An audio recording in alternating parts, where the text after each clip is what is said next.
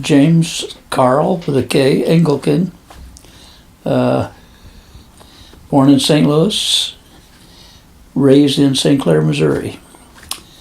3 careers in my life, 24 years in the Navy, 10 years in industry, and 10 years as a high school math teacher. So, talk about the Engelken that brought us all to the original Engelken in America. The original Engelken in the United States was my grandpa, Charles Engelken. And not quite sure how old he was, because I found documentation that's different. And so he was born in Brest, Germany, and I know he had 2 sisters, one named Margaret and one named Anna Katharina.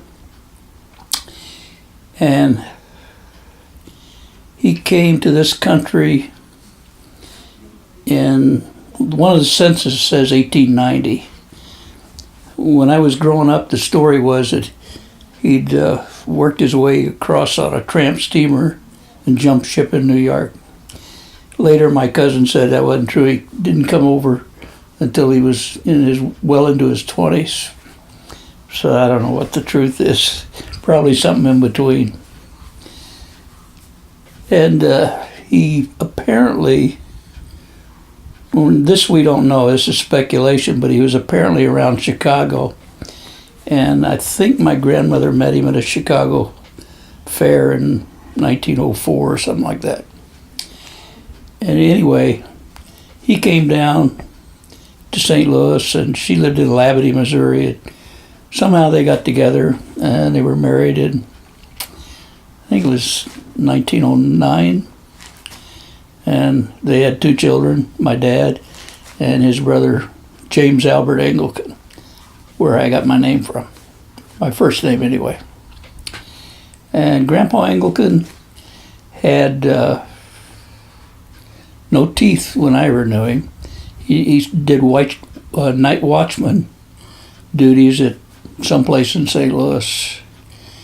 And he was quite old when I, first remember him.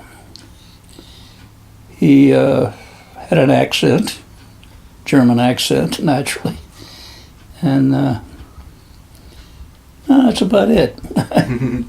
He did have his sister, Anna Katharina, Aunt Katie, came to the U.S. also, and she lived in California, and they used to write letters back and forth, and they wrote them in German. And it made my grandma so mad because she couldn't read them. She was born in Labadie, Missouri, so she didn't know any German. That was Grandpa Engelken.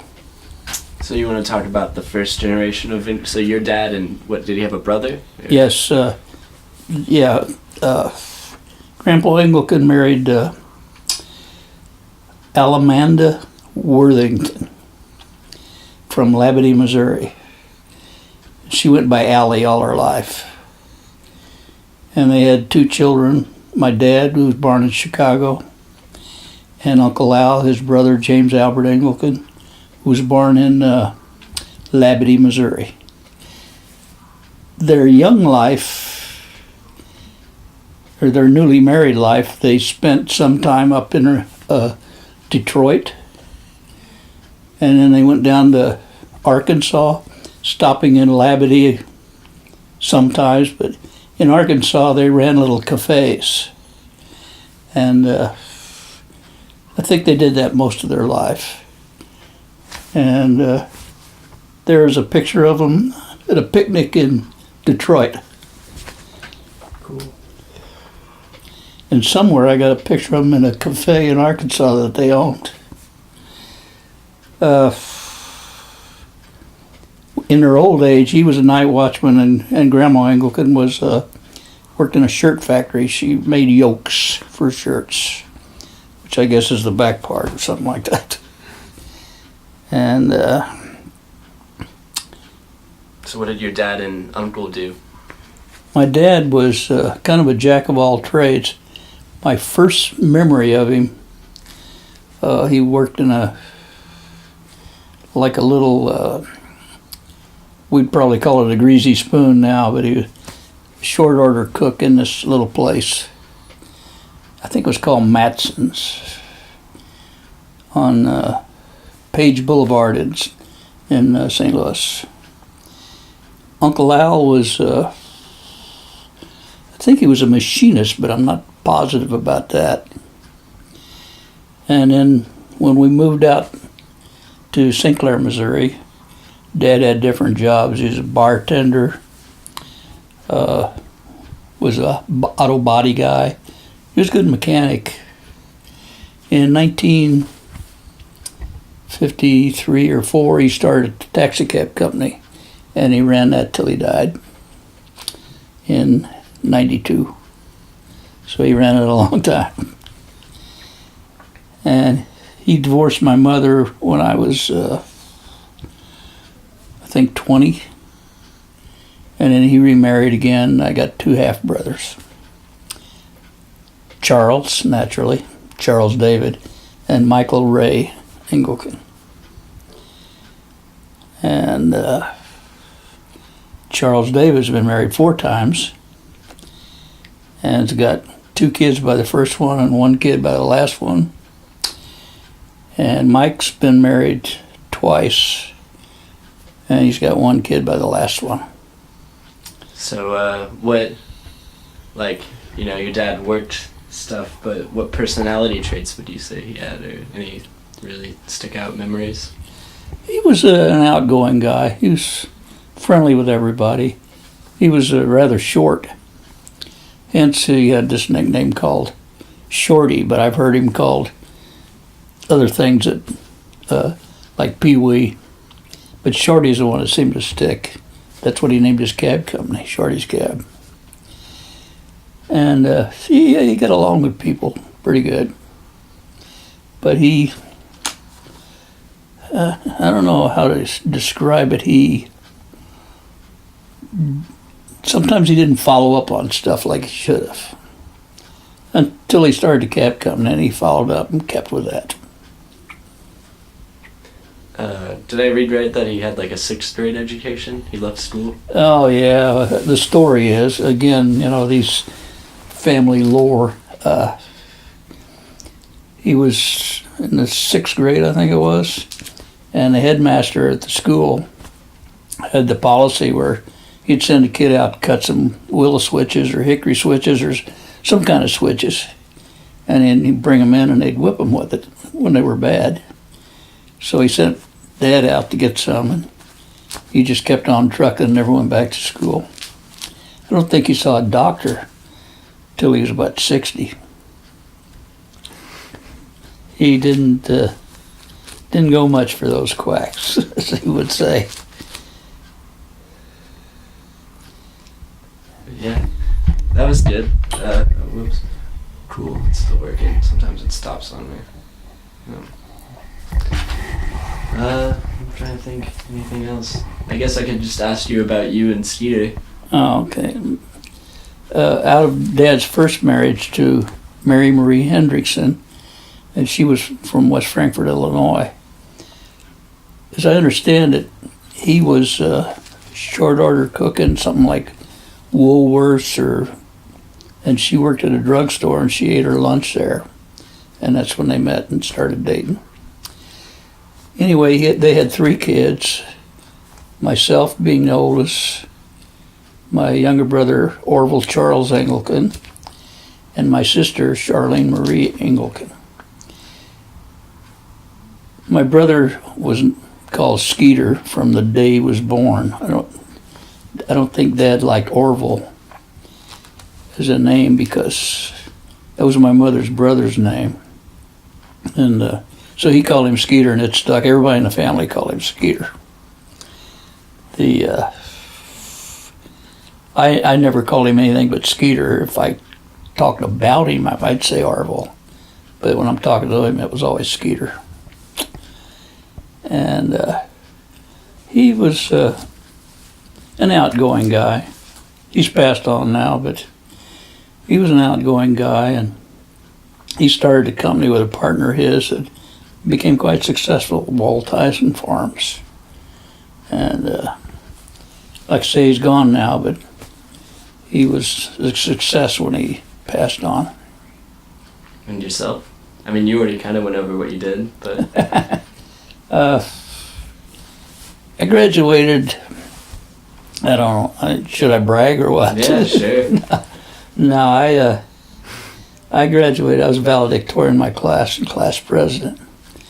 And when I graduated, I had a number of scholarships, but none of them were a full ride. I'd have had to work or something. And we had the draft hanging over our head.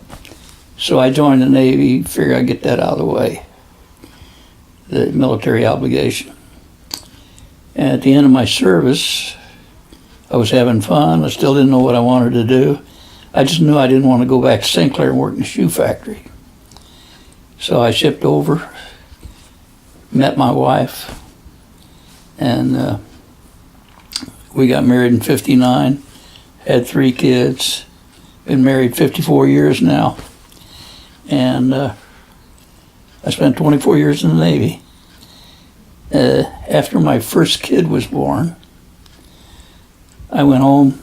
They said, go home. It's her first child. She'll be in labor a long time.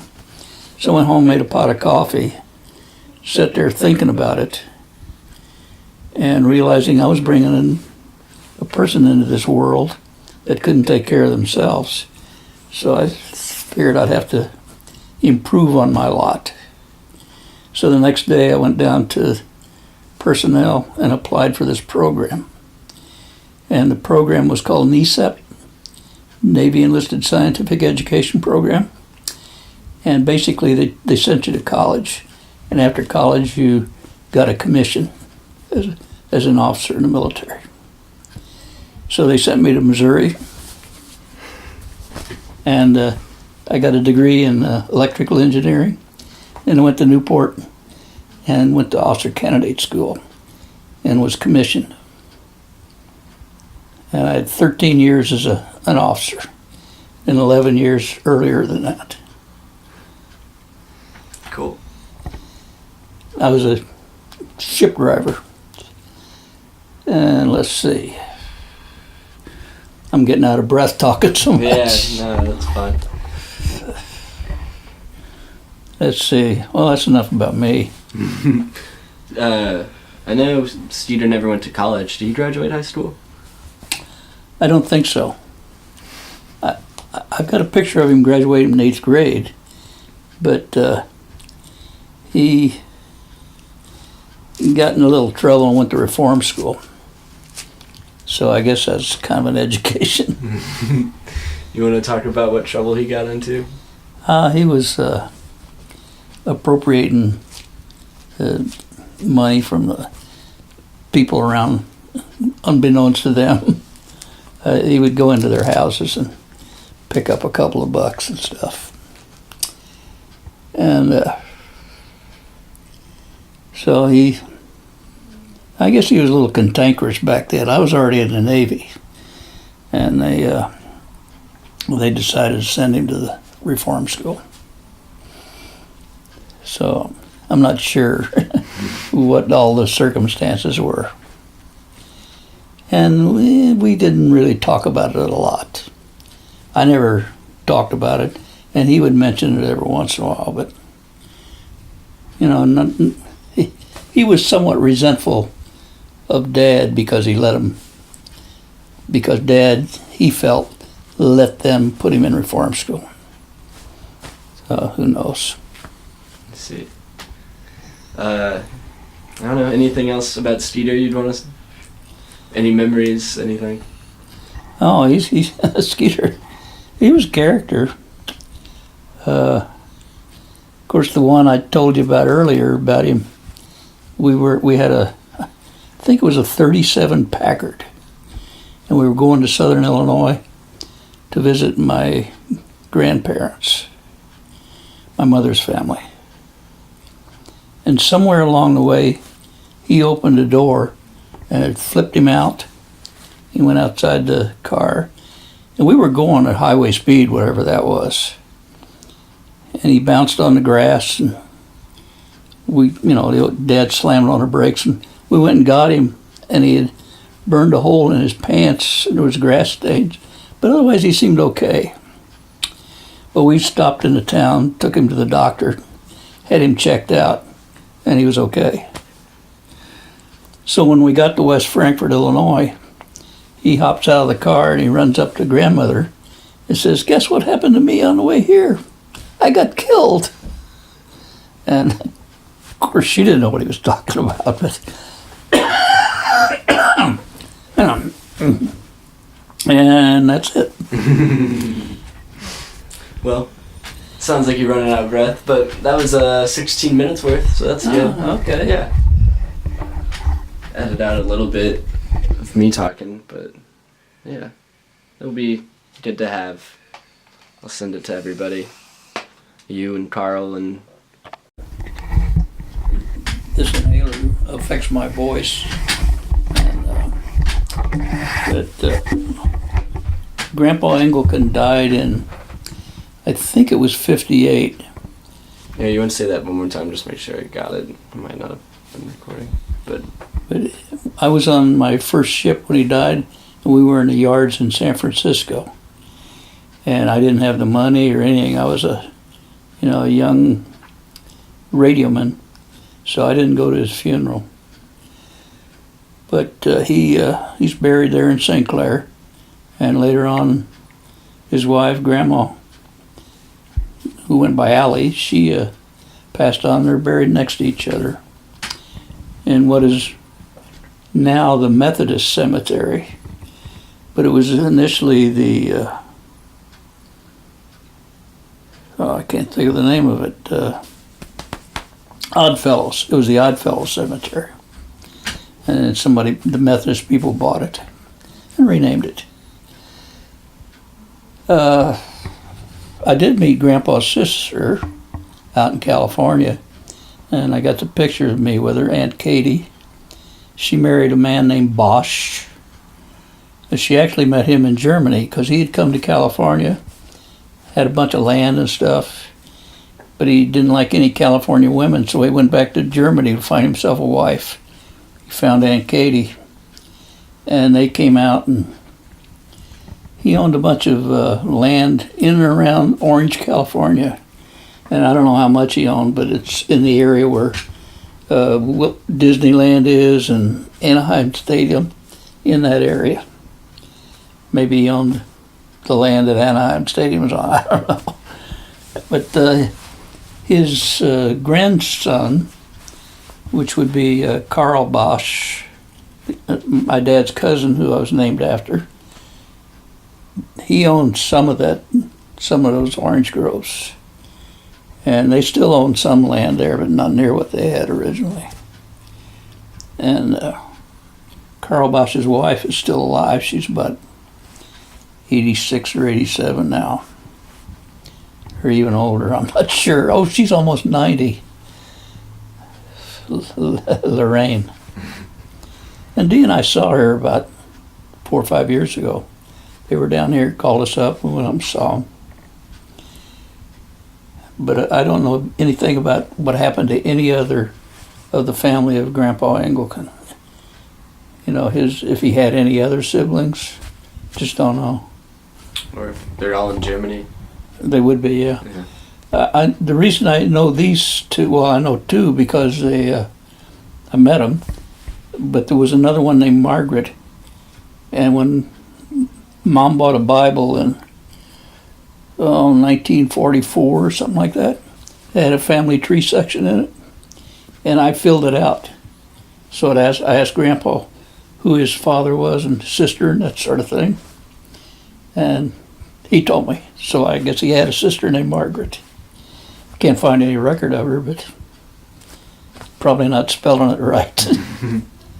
And I'll show you that Bible thing. Yeah, be cool. Be interesting. It's something I filled out like 1944. Yeah. So you got started early on the whole family tree stuff. Yeah, well, that was just, was there. She bought the Bible, opened it up, and it's got this family tree thing. So I said, hey, who's your mama, who's your daddy? And it was quite a help when I started the genealogy. Yeah, when and why did you start the genealogy? Actually, my son David was the first one to start it. I'd picked up little things over the years. But David had a form at one of the family reunions. He had people fill out the form. And then when I retired, I got a hold of that and I bought software and really went at it. And I was lucky enough to run across Roger Engelken, who's my 10th cousin, once removed. And he'd been back to Germany 3 times, gone through all the old parish churches, had all the documentation, and he gave me my Engelken surname line back to 1504, back to Hermann Engelken in Bledersdorf, Germany, along with a lot of other stuff too. So it worked out pretty good starting off, so I've been tinkering with it ever since. And I did the wife's too. She goes back to Norway and Sweden and Denmark. Okay. What's the most interesting Engelken? Any really extravagant ones? Or Probably your ones? grandpa. Probably Skeeter. There are two other Engelkens of my generation. I've got 2 male Engelken cousins. One lives in Tennessee, one lives in Kentucky. One was a cop for a while, and one was in the Army. He was a helicopter pilot in Vietnam, and he runs a CPA outfit, does taxes and stuff. He's got Berger's disease, which is a circulation problem, and he's had one of his legs amputated. I don't know where, but that problem, I don't know where it came from, but I think Uncle Al had it too. But nobody else in my family has it that I know of. And the other one was married about 3 or 4 times. Well, they've both been married 3 or 4 times. And he has adopted kids, and I think he's got James Albert Engelken Jr., the one in Kentucky, has, I think, 1 natural kid, and the rest are adopted. And Charles Thomas Engelken, the one in Tennessee, I think he had 2 kids by one of his wives. I haven't seen any of them for a long, long time. I've talked to them, but I haven't seen them. And so that's the Engelkens, other than my 2 boys and you. Yep, my sister. Yeah, but she won't be an Engelken long. Yeah, you're right. Well, then Carl's Engelken. Yeah, Ross and CJ. Mm-hmm. So that's it. Because Dad only had the 1 brother, and I had 3, and Skeeter had just the 2. So there's not a lot of side cousins.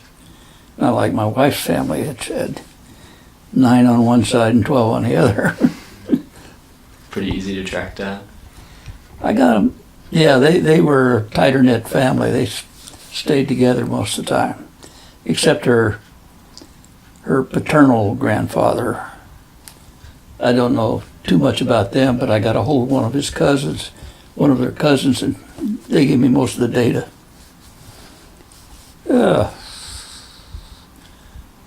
I can't think of anything else right now. You got another question? There was a lot of stuff. I'm trying to think. I mean, you covered everything that was in that 6 pages you sent me. Oh, that thing I was fiddling with. Yeah.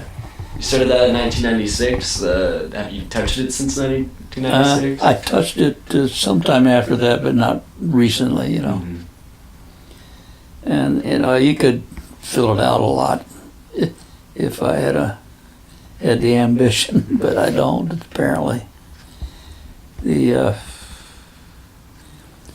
one thing I do have, and it's not unlike what you're doing, I've got a cassette recording of Dee's father and Dee's mother telling us what it was like in the old days. Well, that's cool. Yeah, he grew up in Minnesota, and talked about living in a 2-room sod cabin or something like that. And she told about her life. So it's something to pass on. Somewhere I got it ready to pass on, if I pass on. No, dude. Anything else? Nope, I think that's it. Okay. Take a picture. What's this? Somebody sent me that, I forget who.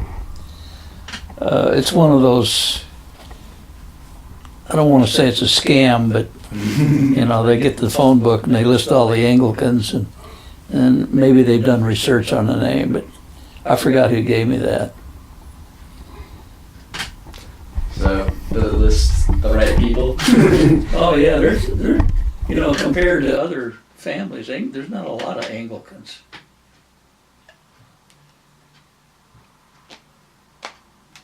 I'm trying to think of, I used to have the picture down there of, did you ever see the one of the Engelken family in their car? Mm-mm. You didn't? Oh man, that's neat. It's a 1914 Model A or T or something like that. Let me find it here.